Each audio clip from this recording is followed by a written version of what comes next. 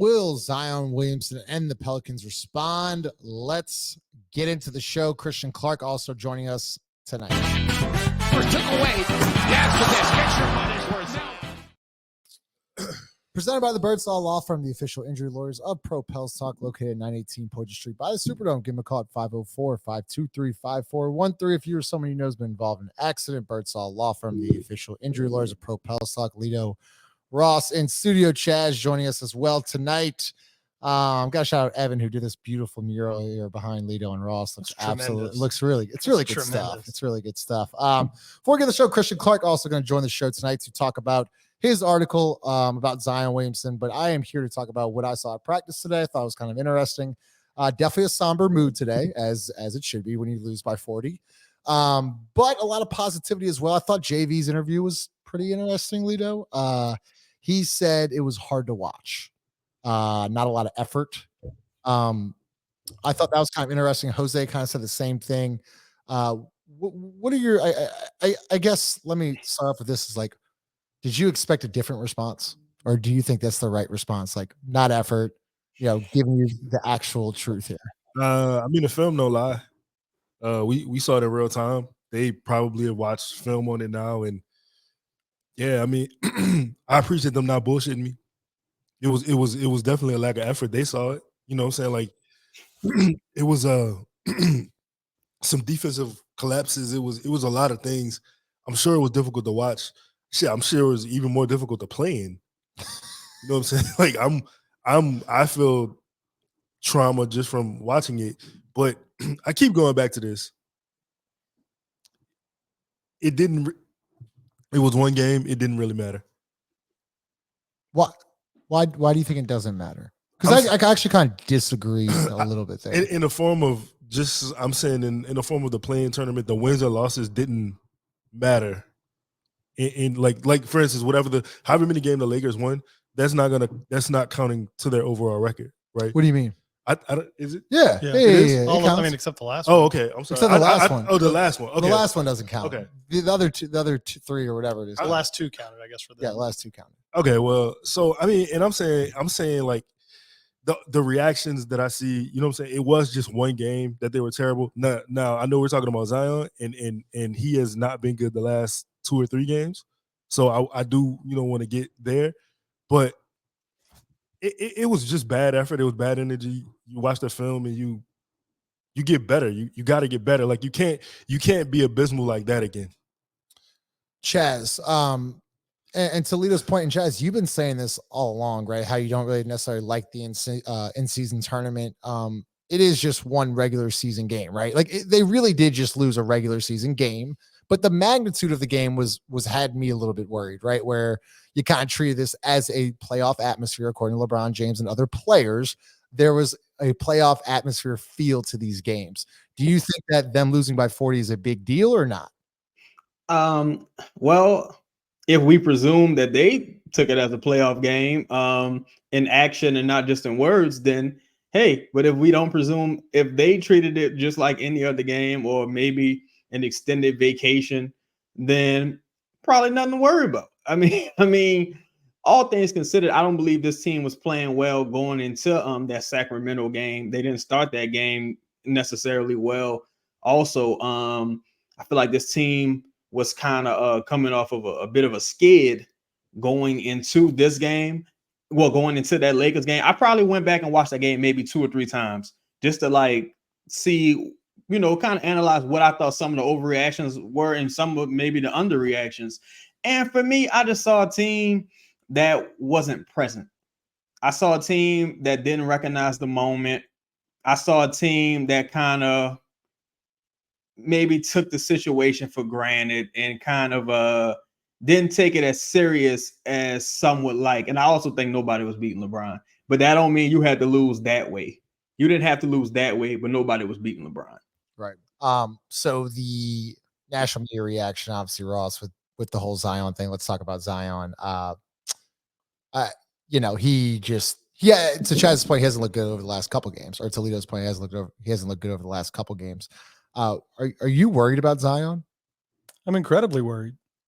I mean, how could you not be after it's not, I mean, look, it's one thing for us to sit here and have an opinion, right? We go to the games, cover the team. I think we probably see him in person more than pretty much everyone else that has made some of the comments, some of the things we've heard and read on some of the national media outlets. But those folks' words carry a lot of weight, no pun intended. It's a terribly uncomfortable situation, I think. I mean, you've just gotten drugged through the mud for 72 straight hours now. I mean, you've got that guy has gotten beaten by anyone who has a voice in national basketball coverage. Like, when does it stop?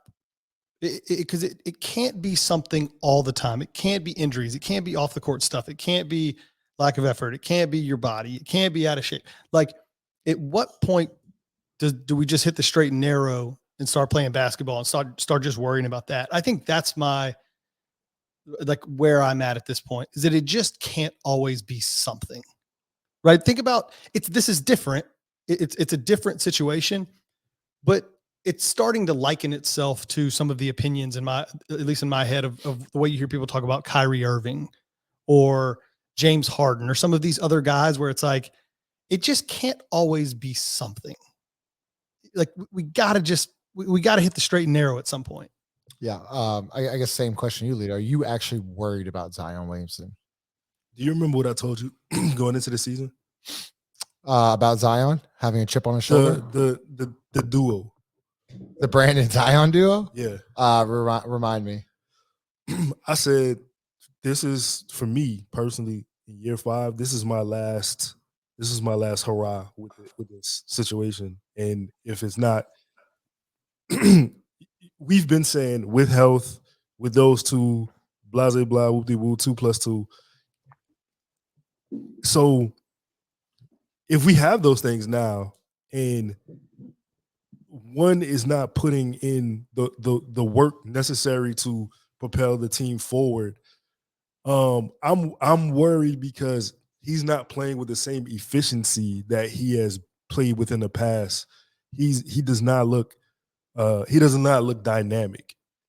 He has not looked like a generational talent thus far this season. And that worries me, because a couple things: his style of play, his height, his weight, the number of injuries you have, you don't regain athleticism. You every time you get injured, you lose a little piece of your athleticism, and due to his age and I guess lack of discipline, I'd like to say, I am concerned. And I mean, I totally hope he can turn it around and get it together. Like Chaz, before the pod, we was talking about the Embiid situation, you know what I'm saying, when the first couple years in Philly. And I hope it's a situation where he can reclaim, because look, for real, like, put the Pelicans aside, whatever. He really only doing a disservice to himself. Yeah. You know what I'm saying? Like, put everything aside. This is his legacy. He's got generational talent. He's got generational type talent. He can be the guy. Like, it's that he could be the best player in the NBA if he wanted to be, right? He just gotta take it serious and be that. Chaz, Christian's about to come on, but real quick, are you actually worried about Zion Williamson? I would like for him to lose weight. Aside from that, I always like to zoom out with things like this. I think you zoom out maybe 3 weeks ago, you see him in that Nuggets game, looked incredible. You see him in that Clippers game when he went not the Clippers game. He went 13 for 25 in that game, but it was another game, the Sixers game. No Joel Embiid, ironically, and he went 11 for 12 or whatever. I think if you zoom out, I would feel a lot better about the national coverage if it was like this after every game, because for me, he hasn't been in shape for quite some time. I think what you see. I'm sorry, Leader, you about to say something? No. I was agreeing with you. Oh yeah, for me, he hasn't been like in incredible shape in quite some time. I liken that to a couple of different things, but overall, even with the Joel thing, from what my reading, this was an issue for the first 4 or 5 years, bro. I'm at the point where organizationally, I worry about I'm starting to worry more about the messenger versus the message, because I'm starting to wonder if the messenger gets through to anyone. You see people leave the team and kind of look at Anthony Davis. Like he was pretty good here, but he left his organization. Now he's playing through injury. Now he's doing this. Now he's doing that. Drew Holiday, he leaves the organization. Now he's shooting threes. You know, he's not fumbling the ball off his knee anymore. Josh Hart, he's had 30-point games and shit. It's just kind of interesting that people leave here and they all just seem to figure it out some kind of way. I think that's interesting. We'll talk more about that later. Yeah. Let's get Christian Clark here. Christian Clark of NOLA.com and also the host from the Wing podcast. Make sure you subscribe to that show. Christian, thanks for joining the show. How are you tonight? I'm doing pretty good. How about you guys? Doing well, brother. How you doing? Well. Let's right off the bat. How's Vegas? How was the experience? You were there for what, a couple days? Got to go to the bubble, or I'm sorry, the Sphere. Tell us the experience with the in-season tournament and everything like that. It was cool, man. I mean, I've been out there a couple times. You know, in the summer, it's just miserably hot. Like it's a little bit like Bourbon Street on the Strip. You know, it's just a bunch of like drunk, sweaty people in the summertime. There really wasn't any of that. And I think the weather was pretty perfect. It was like mid 60s. Sunny, so it was like pleasant to walk around. You didn't really have to deal with like the drunk crowds or anything like that. So like from that perspective, it was fun actually. And the Sphere was sweet. I went in there and I saw like a movie, A Postcard from Earth. We'll definitely love to see some live music in there, but it was sick, man. I mean, it was like $100 to get in there, so fairly expensive, but like I would say it was worth it. Yeah. Hey, Christian, great article, by the way. I had have a question about it. Just based on him, I guess Zion not listening, right, to the organization, to their requests. I guess my question is, can they then assign him a nutritionist or something like that? And then the B side of the question is, what if he's not listening to their requests, what is the next step? Like what is the follow-up to that? I mean, I think we're like many months down the road from that. But like if it doesn't get better, like he just won't be a Pelican. Like it'll either get better and he'll have a run with the Pelicans and it'll be good, or so like he just won't be on the Pelicans anymore eventually. And I have no idea what's going to happen. I mean, like they definitely looked at trading him over the summer. I mean, I think we all know that they definitely looked at, explored the idea of like, should we put him in something to get the second or the third pick? A deal didn't happen, obviously. From what I was told, his value just wasn't very good. It wasn't as high as the Pelicans thought it would be. And I don't know, man. I mean, I kind of feel, I guess, conflicted about it, because it's like, I think they've definitely said like, hey man, your diet and conditioning needs to be better. They've tried a number of different things. They felt like we've had some of the best sports performance people like on planet Earth in our building. And CAA, Zion's agency, has also tried to find him really good sports performance people. And, kind of the consensus from like, people outside of the Pelicans organization and from people inside the Pelicans organization is like, he's just not really wanted to like do the things he needs to do to take care of his body consistently. It's interesting that, and you mentioned this in your article, and I think you just kind of alluded to it. Do you think there was a sense either among Zion or amongst the team that this would just happen more organically this year? Because I mean, he came into training camp, for the most part healthy, right, for the first time in a long time. Was the thought that just he will play his way into conditioning, kind of not too different than what he did last year, obviously before he got injured, but was that, I guess, the rationale, or was that the thought going into this? Because it certainly doesn't seem to be happening. And I guess, is there a sense of surprise amongst anyone, or is this sort of like, what the hell are we doing here? Yeah. I mean, my personal opinion, it's like shocking that he looks this bad 20 games into the season. Like my personal opinion was a bunch of NBA players play their way into shape. Like I've seen, Jokic do it before. Luka Doncic does it a bunch. Like a lot of very good players, come into the season not extremely well conditioned and then play themselves into shape. Like that's probably been the most alarming part to me. It's like it's definitely not great that he wasn't in like tip-top shape at the start of the season. Like to me, I think he's only been like in great shape in a Pelicans uniform twice, preseason of his rookie year and at the start of last season. But like the most worrisome part to me is that like he looks worse than he did like almost even at the beginning of the season. Like I don't know how you're backsliding, and he hasn't really sat out that many games either.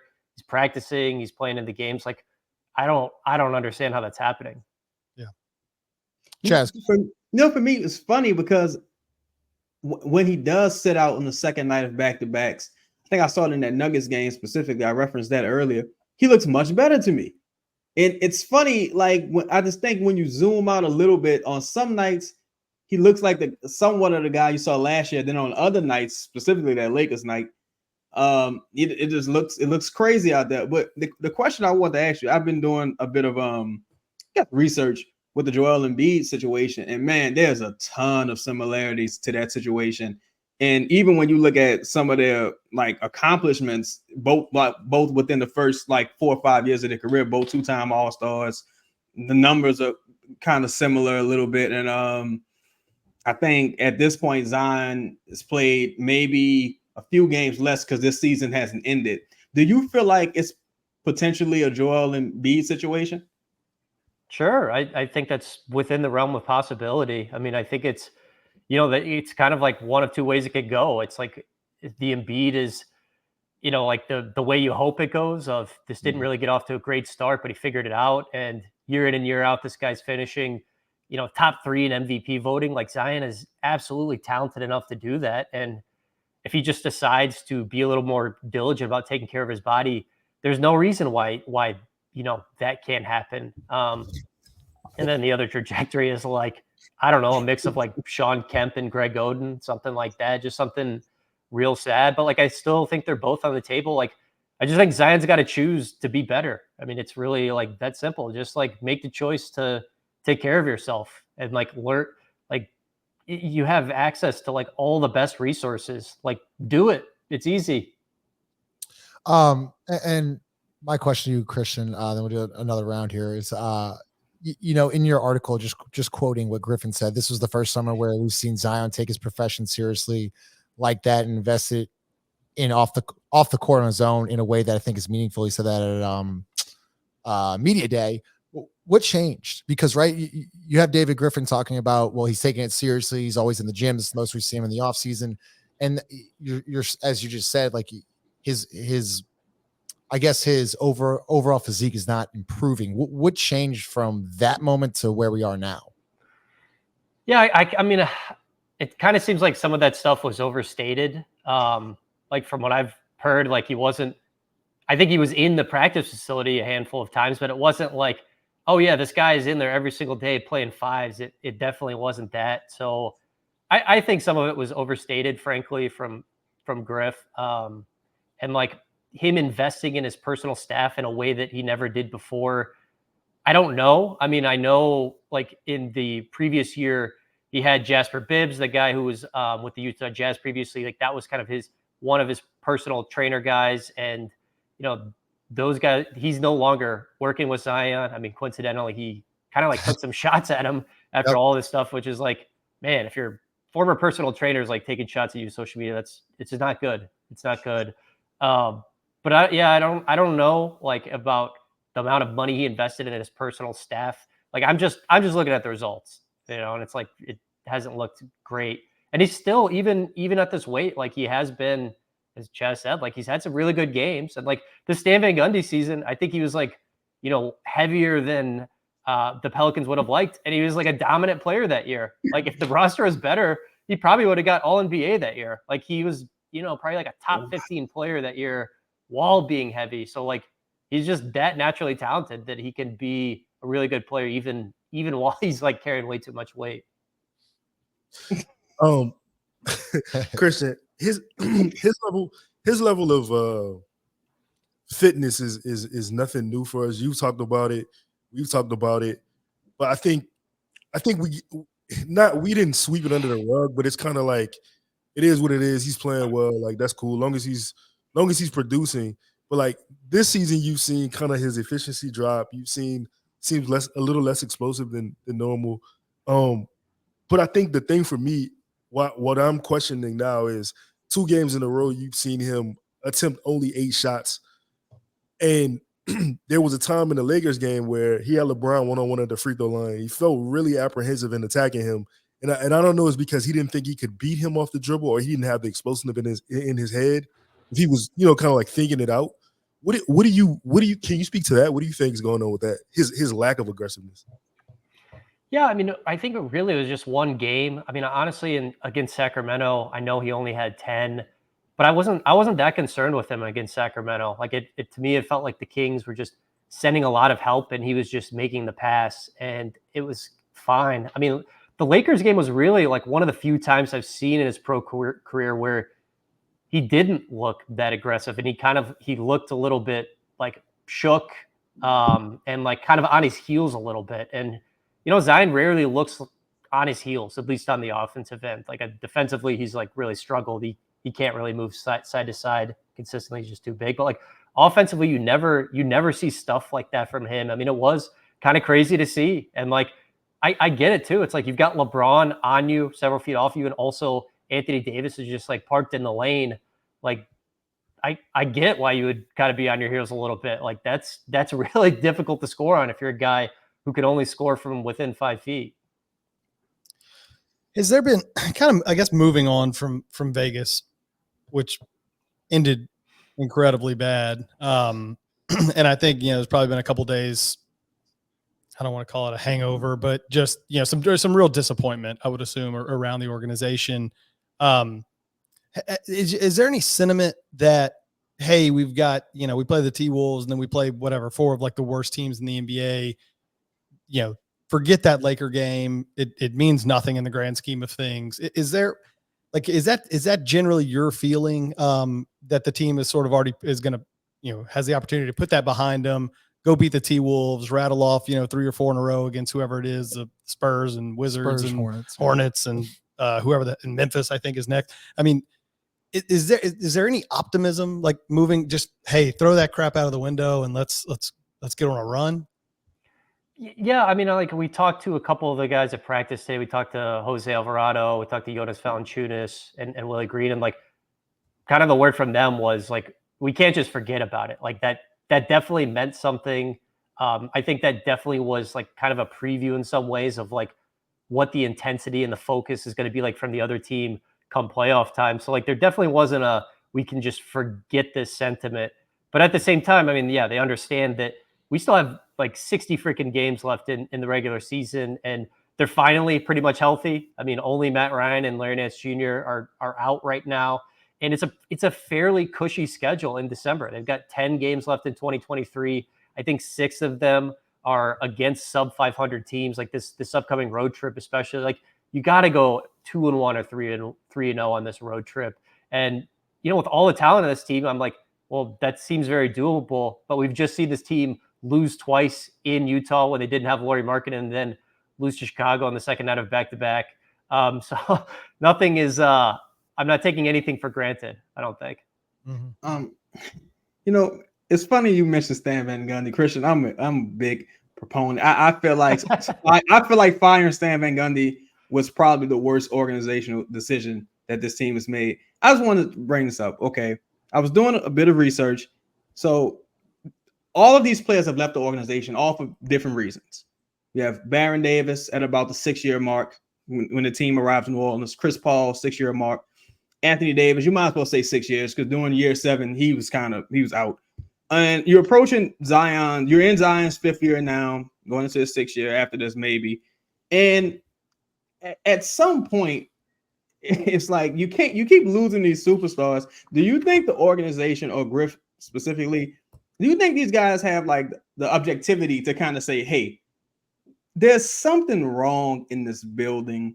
We got a bunch of different names, different coaches, different faces, but we keep losing superstars. There's a lack of success, even when healthy, because Stan Van Gundy was a great year. That team only won a few games. They didn't make the playoffs. And do you just think like at some point the organization as a whole has to like look inward and see what's happening here? I mean, they definitely have to be like self-reflective, specifically about the way things have gone with Zion Williamson, because a lot of it and most of it is on Zion for just like not having the personal responsibility to take care of your body. But I just think getting in shape is like the bare minimum you can do as a professional athlete. But yeah, I mean, the Pelicans and like Griff and Trajan and Swin, like I think they have to look themselves in the mirror too, of like, this guy had one of the greatest college seasons of all time at Duke. Mike Krzyzewski got something out of him. I know, he had that carrot of like big money in the NBA dangling, but like I think you can reach Zion. And like I think a criticism I have of the Pelicans is I think a way you reach Zion is like bluntness and directness. And like I know the Pelicans say like we've tried to do those things. I just wonder like what Zion's career would have looked like if like he had started in Miami, or he'd had like a coach like Ime Udoka or something like that, someone to just like really get into him. I mean, I think Zion like responds to directness, and like I kind of think maybe like if you're the right person, you can really coach him hard. I think he might respond to that, but I don't know. It's difficult to say. Yeah. And to that point, I also think the accountability, right, with Zion and other players is not at an all time. Like, and Chaz points to it multiple times, like, and it happened in the late in the Lakers game, but like he's very hard on Trey Murphy, but not necessarily on Zion Williamson, Brandon, et cetera. So maybe those are just coaching moments that you just gotta get better at. But Christian, I can't thank you enough for joining the show, man. Once again, Christian Clark of NOLA.com and the host of From the Wing podcast does awesome work covering the Pelicans. So Christian, once again, we appreciate you joining the show. Can I say one more thing before we Yes. go? To Chaz's point, I feel like Griff kind of knew like we need somebody to be the jerk, and he made that swing with Stan Van Gundy, and Zion played well for Stan, but like all the guys in the rest of the roster just couldn't stand it, and like I feel like they just kind of whiffed. Like that was their one chance to get the guy who holds everybody accountable, and it didn't work out, and now we're here, and I don't know what's going to happen now, but yeah, that felt like the chance. That was it. That was it. We just talked about this too. That's such a good way to end it, Christian. Oh man, Really appreciate you, man. Thanks, Christian. appreciate you, bro. Hey guys, thanks for having me on. Take care, man.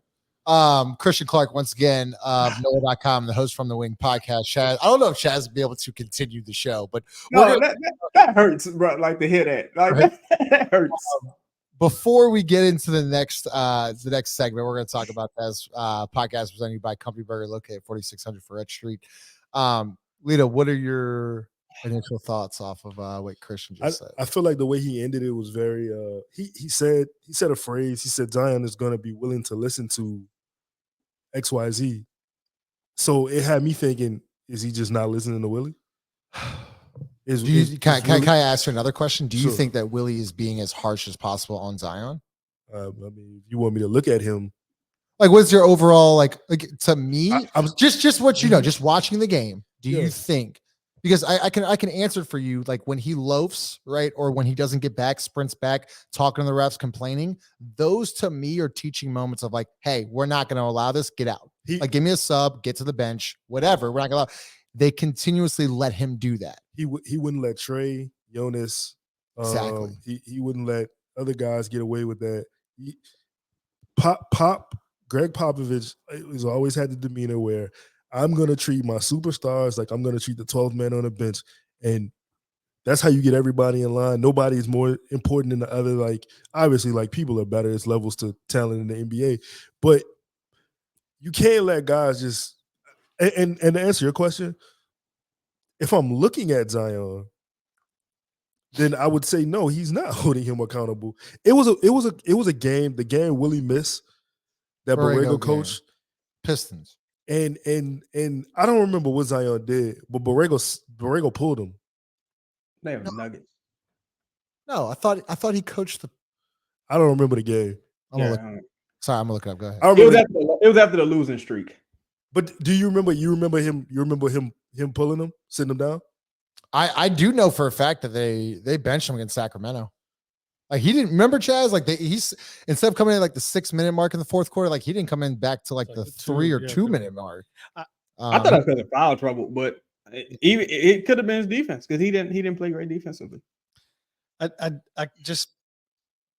gonna say I just totally disagree with y'all, and I do, but it's not totally like Willie's not off the hook for me, but Willie Green is not the reason this man is not in shape, guys. Like that's like yes, there's a level of accountability and toughness that Willie I don't think is imparting upon Zion. That like I'm here for you on that.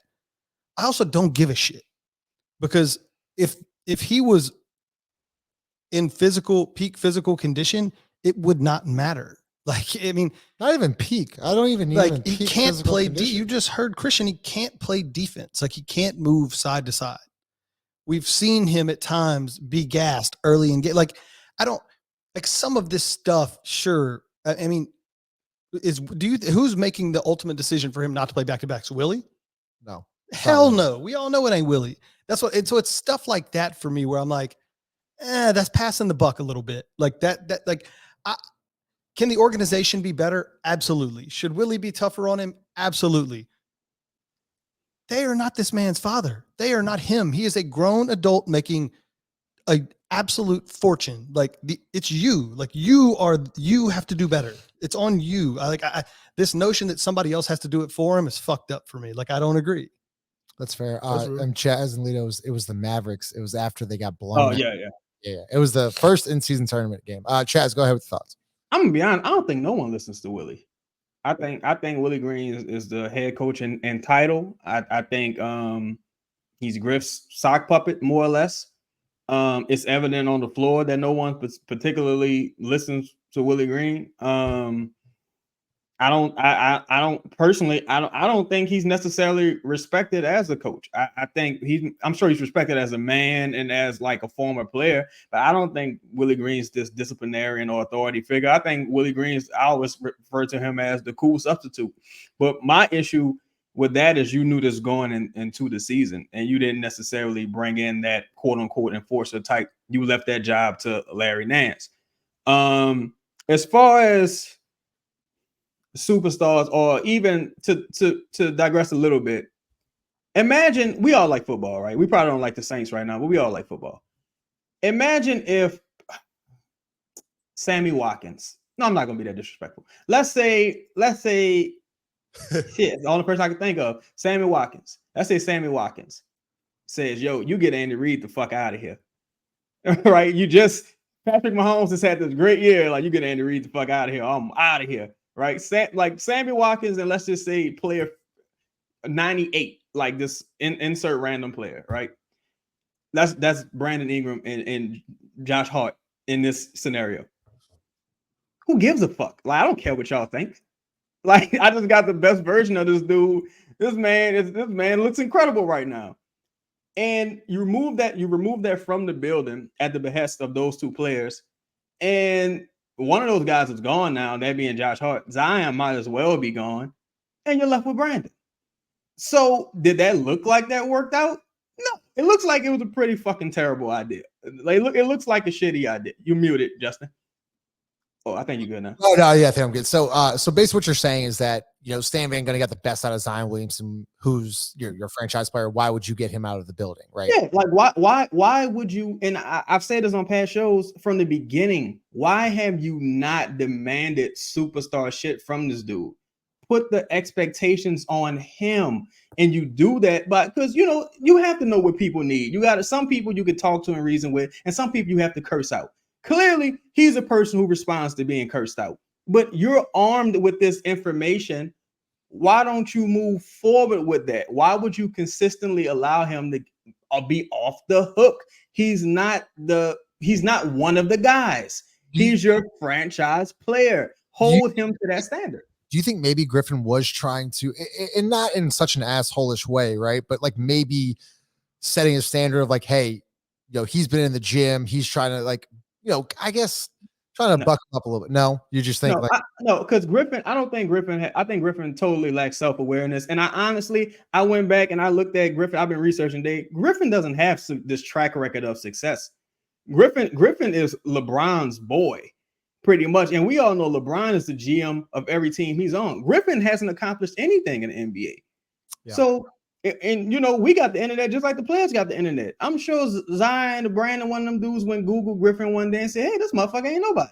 So, you know, all that talking, all that stuff, man. Come on, he's been here 5 years. He hasn't accomplished anything, and you've ruined a franchise player. Not on your own. He had a minimum 50% responsibility at this, Zion, but you didn't help the situation whatsoever. So, as an organization, it falls on you because you may never get another one. Lito, I forgot to bring this up, but this was I don't know when Zion said this, but Zion said this in the offseason. On Gilbert Arena show. Shout out to Gil. Brian got the blueprint, try my best to follow it. Yeah. Like, words mean things. Services. No, they don't. Words mean things. Services. No, they don't. So you see, so this is what I'm talking about. You see this comment, right, where he goes on the Gilbert Arenas podcast. You bring up Griffin's, media day quotes and all this other kind of stuff. And then you talk about the team meeting and then Zion Williamson. Do y'all remember also this happened in preseason when Zion had to get called out and then Zion responded with like 4 steals in the first 3 minutes against the Hawks, I think. Yeah. I don't know who it was. Maybe one against the Hawks. It was against the Magic. It was the Magic. It was against the Orlando Magic. He's like, yeah, my teammates called me out, blah, blah. Why does this keep happening? That's where I'm at. Because nobody's holding him accountable. But okay, if Willie Green's not supposed to hold, who's supposed? Is it just at this point? Is it supposed to be Zion? I want to. Ross has a point. Is not Willie Green is not supposed to get this man into shape. No, you got basketball. 200 million reasons why you should be in shape. You're a professional athlete. Being in shape is like the bare minimum of things. That's an automatic. No, it's not even a bare minimum. Like that's an automatic, especially if this is baseball. Like you could be like David Ortiz was in the greatest shape of life. He was just the greatest, like one of the greatest hitters of all time. But I'm just saying, in basketball, you could have said Tony Gwynn, but you just, dang, bro. But you just, my bad. Poppy, that's my guy. You could say Babe Ruth. Oh, fuck Babe Ruth. He sucks. I just. You know what? We've talked enough about Zion. Let's wait. Finish it up. I feel like we glossed over. I mean, we've talked about it and people have tweeted about it, but Christian said something. What? Glossed over? That's Nothing? crazy. That's crazy. Chaz? Nah, not glossed. I think you thinking about glazed over. That's crazy. Glossed over, nah. I'll remove myself. Go ahead. I feel like Christian just he highlighted something that I feel like we all knew, and maybe the public was not so privy to it, but the team were actively trying to move on from Zion. Like they were looking for trades, they were trying to get that pick. So when you hear the scoot to the boot shit, when you hear those aren't things that Chaz made up or like Chris. Oh, of course they did. Chaz, I know what he's talking about. He just makes things up and he's not informed. So, these are they gonna say Christian don't know what he's talking about. Shit. So I mean, but I feel like we kind of had to talk about that a little bit because I mean that okay sounds kind of important, right? Ross, do you have thoughts on that? Yeah, I think. I mean, I feel like we talked about it. We said it. How do you after somebody barely plays for 4 years, you're not doing your due diligence if you're not testing the market. I don't think. I mean, it's not. Again, this is not a situation. And this is where Chaz brought up something earlier, and I've just had this conversation with somebody else because I totally disagree with you. Is that he's accomplished nothing. Nothing. Zion has accomplished nothing. Even if you want to shit on Brandon Ingram or whatever, Brandon Ingram played really well in a scenario where we win, these 2 play-in games, then you go into the playoffs. Like there was a stretch run before that where we had to win a lot of games and Brandon played really fucking good, like really good basketball. I don't necessarily think of that as accomplishing something, but that sequence is still a whole hell of a lot more than Zion has ever accomplished. Right. He has not made the playoffs. He hasn't played very many games. A lot of the games he's played, he hasn't been all that in shape. He hasn't accomplished anything. when you want to look at the Anthony Davis and Drew Holiday, and they did leave it about the same thing, those guys both won like a playoff series. Those guys both at certain points did things that Zion never did. In my opinion, well, Drew's we just traded, right? But I'm talking about Chris Paul, not Drew Holiday. I mean, Chris Paul won playoff series. Anthony Davis won a playoff series. Those guys, in my opinion, wanted out because they didn't think the team was doing enough around them to be competitive long term. That, I think, has a lot of merit when you look at what the team was doing during those years. Okay. Zion isn't in that situation. Like, this team could, in theory, if he was playing at a peak all NBA level, this team should win a first round series. No fucking doubt. Like, this team should win 45 plus games. No question. Instead, here we are losing by 44 on national TV in a relatively big game, sitting here at 520 games into the year when he's played in all the games. I don't look at those situations the same. I look at them drastically different. Yes, Anthony Davis had some nagging injuries. Yes, Chris Paul asked out. Those guys were elite when they were here. Elite. Go look at Anthony Davis's last couple of years they were here. 28, 12. I mean, elite players. Zion has not been elite. He hasn't been elite. So, like, he doesn't hold the same weight if he comes in and says, hey, I want out or whatever. Like, cool. Like, we already tried to get you out. There's a difference. There's a difference. I don't equate those two things the same. But I mean, I'm sure we can talk about it more, but because I've thought about those three players specifically a lot over the last couple of days. Well, here's where I disagree at, right?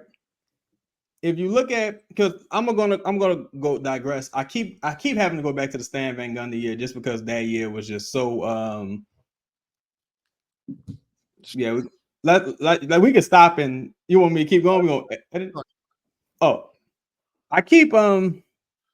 I keep going back to the Stan Van Gundy year because that year was so impressive, right?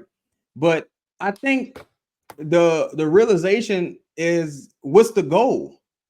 Like, what's the goal for this team? Because if the goal is championship aspirations, because to me, nothing else really matters, right? I don't really care about making a play-in. I don't even care about necessarily winning one series.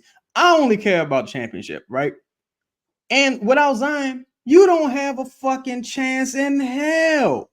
And you're not going to trade for anyone that's going to give you a chance in hell. So your best bet is to try to repair this situation, if that is indeed your aspiration. But not even just championship, because you're seeing it already with Zion. This team is 29th in ticket sales. You're not going to get any playoff gate. You're not going to get any national games. Ain't nobody buying no jerseys. Ain't nobody coming to New Orleans for none of these games. It's totally going to, after you lose your third superstar, second superstar in the same fucking, handful of years, you're talking about a potentially serious consequences on a team front.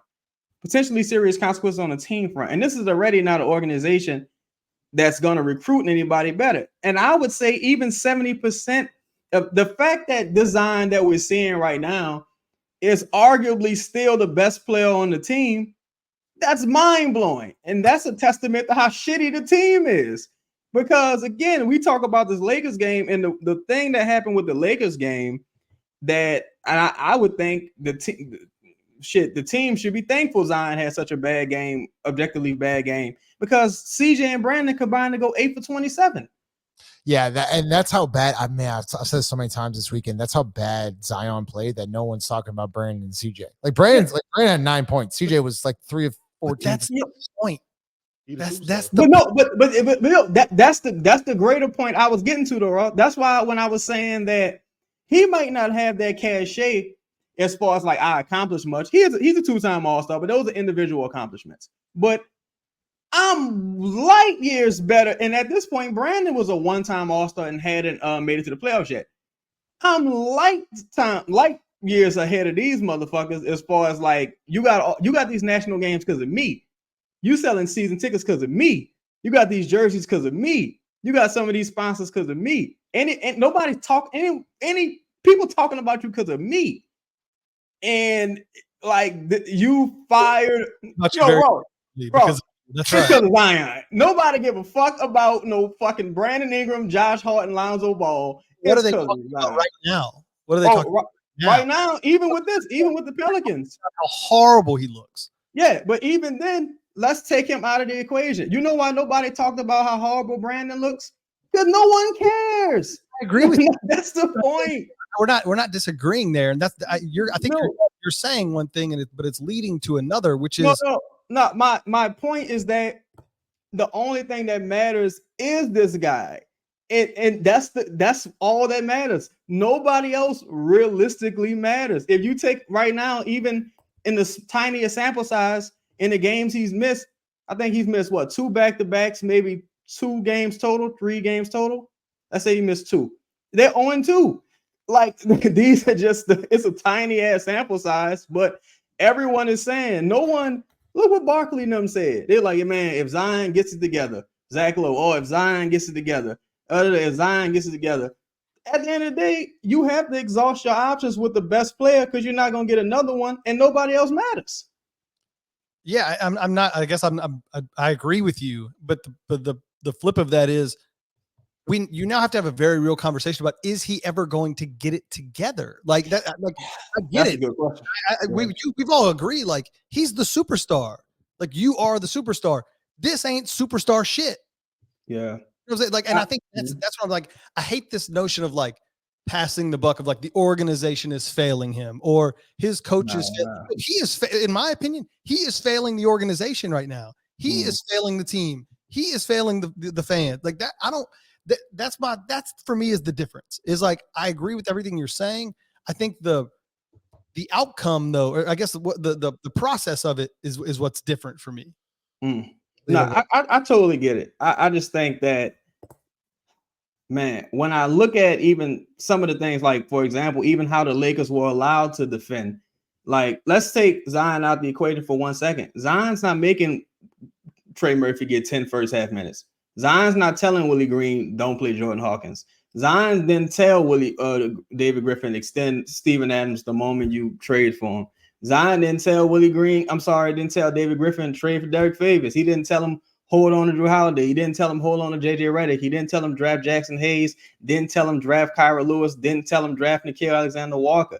So a lot of these things, it's like, well, fuck, you're not even in position to build independence from Zion. To me, trade anybody. If you could trade any of these motherfuckers, trade them if you're gonna win. But you haven't even given yourself any independence to do that. And so when I look at him and I compare it to the Joel Embiid situation, I think you go with the talent until it's all over, because realistically, this organization ball games. That's the realistic. We all know that talent. You have to have talent to win ball games. Yeah, you go with the talent until it's all over, man. Because realistically, who's coming to save this team? That's right. Like, Lito, go ahead. We had a conversation. I don't remember what we were talking about, but was it when you said Jaden Daniels wasn't a good quarterback? Was it that? I mean, I wanted to make sure that I should have put the screenshot out there. But why you never tell the whole truth? You said that Jaden Daniels is one of the worst quarterbacks you've ever seen. But then he said he was wrong. Like, what do you want? Of course he said he was wrong. He won the fucking Heisman. Of course but he said it before that. I said it in September. Like November. Go ahead. No, I said it in September. I said November 25th. I was like, dog, you just never apologized to me. Bro, I text you. He needs an apology. God. Ross, I feel like he is Jaden Daniels. I said like you got to apologize to Justin Daniels. Bro, so this man been telling me Chet and Jabari trash for years, and I've never been on a show and said I said I was wrong about Chet. I was wrong. Yeah, Chet nice. Chet nice. Go ahead. We were talking about something. I don't remember what it was, but Ross kind of just lamented on something that, like, I was thinking. We were talking about greatness. Mm-hmm. I was talking about Chris Paul. You remember this conversation? Like, we literally had it the other day. You were like, man, you got to say that shit. Yeah. Oh, yes. I don't remember what we were talking about. Oh, shit. But the point, I guess the whole point of it is, like, this. I was telling Justin, this organization has not seen Andy Davis was great, but Chris Paul's greatness was a little bit different. Mm-hmm. It was a little more. Bro, I don't even know. Like, I don't even know how to describe it. And I was telling him, like, I think the fans, like, when people say the organization is failing Zion, it's like, bro, do you know what Chris Paul went through? I agree. Like, you know what I'm saying? I Like this man was playing at Oklahoma City. Like, he had fucking whoever you want to name on this roster, Jeff Bauer and whoever else was running this piece of shit ass organization when Chris Paul was here. And like the greatness of Chris Paul, like it's just levels to being great. And You're starting to get warmer here. There, you about the levels of being great. It's levels of being great, man. And Zion has not yet reached that level. To Russ's point, Chris, Kobe, Bron, those guys, like night in, night out, they do the things that they're supposed to do. They do the things when nobody's even watching them to be great. You know what I'm saying? And that's how you get I think culpability from top to bottom as a team. Like you get that kind of structure. I feel like regardless of who's the coach, who's the GM, who's the owner, the best player on a team starts that hierarchy. No, you're completely right. All right, let's get the last segment of the show. Chaz, I'll start with you. Just give me one. What's one thing Zion Williamson has to change starting yesterday? What does he have to change? Diet, I guess. So you think the diet, just if he just is slimmer, he's gonna be fine. You don't think, because to me, I right off the bat I disagree with you, because I think it's like I think he's got to get better moves, or at least you have to be able to hit a 15-footer. If you can't hit a 15-footer, then you got to work on your footwork. Yeah, I think I need you to stay on the floor for you to even show me you can hit a 15-footer. And I think you do that by losing some more weight. I think you gotta think about at least 20, 30 pounds overweight right now. So you say 20, so you say he has to lose 20, 30 pounds. Is that what you would say? In my opinion, yeah. So then you don't lose 20, 30 pounds in a week. You don't lose it in 2 weeks. You can't even lose it in a month. We can't lose it in a month. I think he could probably lose it in about a month. He's got easy way to lose. I think he can lose it and then maintain. Bro, I'm telling you, I don't know what's up with Hell Good. I don't know what it is. I'm sorry, Chaz. I'm done. Go ahead, my bad. I don't know what it is. Because for me, it's there's this focus on his weight, and I guess those two things are tied, like weight and conditioning. But I've seen guys like, I think Jokic's body is horrific, and I watch Jokic night in and night out beat guys up and down the floor. Yeah, go watch Jokic play against Jonas Valanciunas. He beats him up and down the floor every single possession. What? I mean, that's unbelievable. No one says anything. Go ahead. Sorry. Justin, beats him up and down the floor. Justin just trying to. Oh, his body is horrific. Go ahead. Oh, I mean, yeah. What? All right. I don't even remember what I said. I guess I said a lot of shit, but so for me, it's less about his physical physique, and it's more about just getting in shape. Like, I don't know what that means. Does that mean he plays like less minutes, but is held to a higher standard of like, hey, the first time we see you hunched over, like breathing heavy, you're coming out. Like Christian said, the first 2 minutes of the game, he was, and you could see it clear as day. I don't know exactly what that looks like, but that's what's important to me. And like, I guess to a certain extent, it is tied to his weight. But there are a lot of guys in the NBA that don't have, or at least to me, that don't look like they have, a 6-pack and could go run, 20 miles right now. It's about, for me, like getting yourself in basketball shape somehow. Like, you can't play like this. You're not going to be You're not going to be effective long term. It just can't happen. And so I don't know what needs to happen. I don't know whether it's a change to, it's obviously a change to his diet, but I don't know if it's a change to the way he plays from a team standpoint. Is it shorter increments? Is it longer increments? Leave him out there and just say, spend the next 2 weeks just saying, fuck it.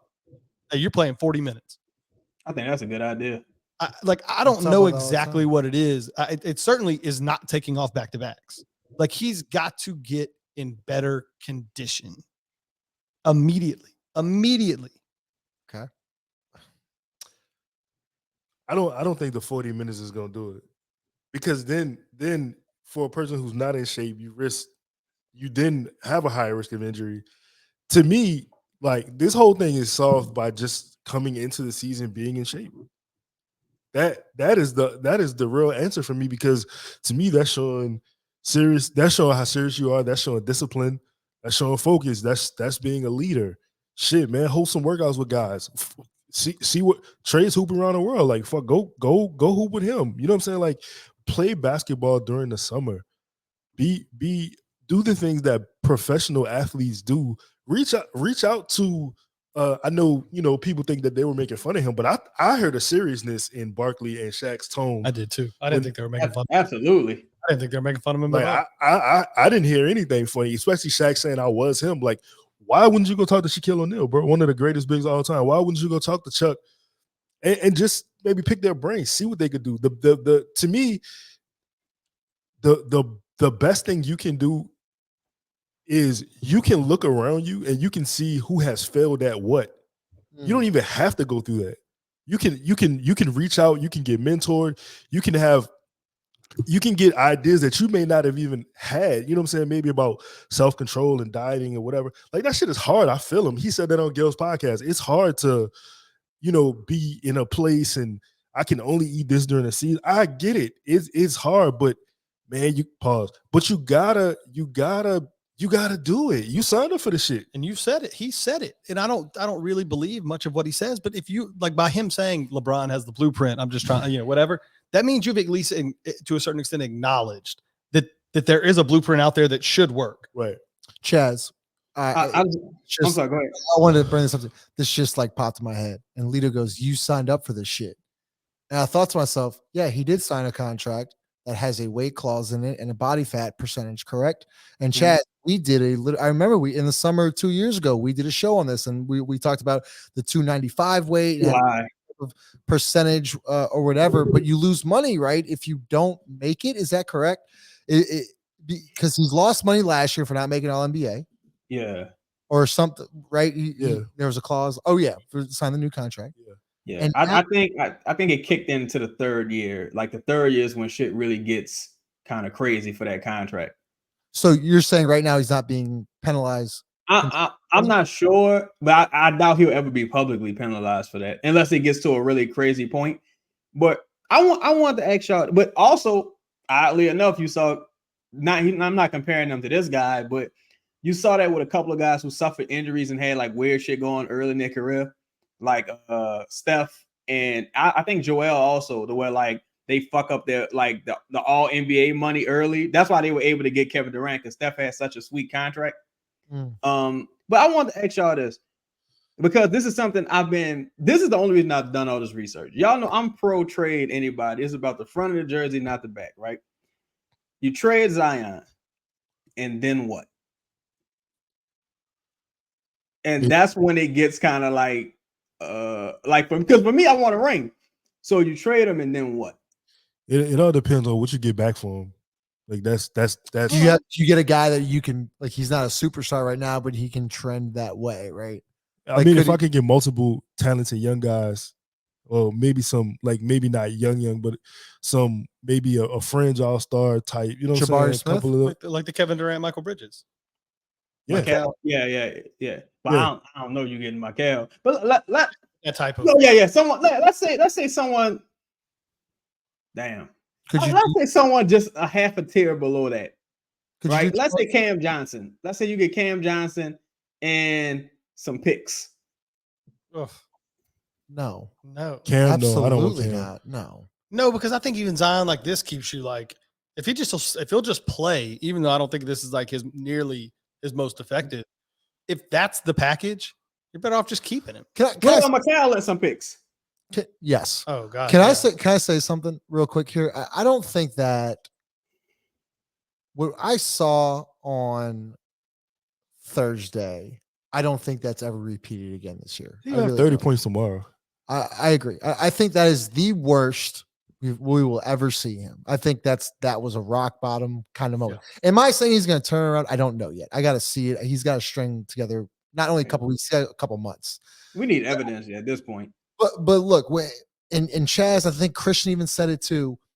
You know, when Zion is held accountable nationally, right? Like for instance, I go back to the CJ McCollum. When we trade for CJ McCollum, there's a reach out. He calls him out All-Star Weekend. That was a national, all that stuff. So I think now he's been called out again, not only locally but nationally, maybe even worldwide. I think you're going to see a different Zion. Now, can you keep that string going together? Because I don't think the diet and the weight, like that's not the biggest issue. What's the biggest issue? To Think me, it's up here. expanding Basketball his issues. basketball game. I think both of the biggest issues. Because I know you just went up against LeBron, but LeBron James just showed you if you do a little bit of studying, he only had 48 hours to study now. If you do a little bit of study on Zion Williamson, we can shut him down. And that's why I said playoff basketball is different, because coaching staffs and everything like that gets a game plan for an entire week that turns into sometimes 10, 13 days, and they see enough data, they can like figure you out. That's why I think Zion has to expand his game. Brown 48 hours is different. No, you're right. Bron is 48, but like this was like a whole. Yeah, no. I agree with you. There's film now. Well, now there's film. There's film now. But I wanted to say that I think both are equally as important. I think because the thing is, you can increase your game all you want to, but if you can't keep it up for 4 quarters, or most importantly, if you can't do it in a fourth, it don't even matter. I feel like damn, I hate to make this comparison, but I feel like it's like when Mike Tyson was up partying with Bobby Brown, and he had to fight Buster Douglas the next day. And to me, I think that's what happened. And look, there's been some rumors swirling around Twitter about, maybe they partied or went out. We don't know, obviously, but kind of interesting. Real quick, I don't want to keep this going. That even throwing out the Laker game, we've just pointed. This team is like they've been shitty back for a little bit. Like we lost 2 games to Utah, and then I know we jumped out ahead of them. I think we only end up winning that game against Philly. Then they damn near came back without Embiid. You end up winning that game, I think, by like 10, but it got hairy for a little while there, and then you lose to the Bulls without Zach. I mean, this is not like we're not setting the world on fire, and so there's definitely still basketball questions to be answered, and it's hard to answer those questions without a peak Zion. I mean, they did go on a stretch of they won 7 of 10, but I see what y'all saying. Like, what I understand is like the brand of basketball has been consistent enough for y'all to like. So, but that was a really good show, an hour long. So make sure you like, comment, subscribe. It's here from DraftKings Sportsbook. In the NBA, the game can change in an instant, but no matter how the action unfolds, DraftKings Sportsbook has your back. This week, new customers can score $150 instantly in bonus bets just for betting $5 on basketball. Win or lose, you get an instant dub. Download the DraftKings Sportsbook app now and use code BOOT.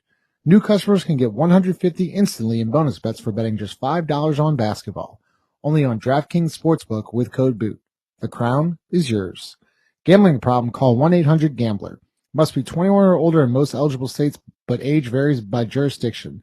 See DraftKings.com/sportsbook for details and state-specific responsible gambling resources. Eligibility and deposit restrictions apply. Bonus bets expire 168 hours after issuance. Terms at sportsbook.draftkings.com/basketball terms. Like, comment, subscribe. We will see y'all tomorrow night. Later.